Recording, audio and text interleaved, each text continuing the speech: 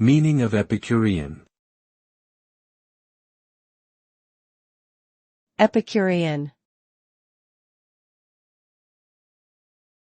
Epicurean.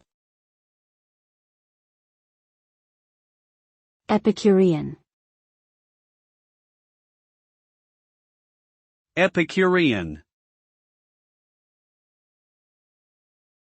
Epicurean is an adjective used to describe someone with refined tastes who enjoys the finer things in life, especially food and drink.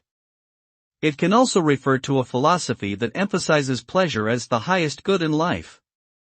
Epicureans believe that we should seek out pleasure and avoid pain, but not at the cost of our own well-being or the well-being of others. They value simple pleasures over extravagance and excess, and strive for balance and moderation in all things.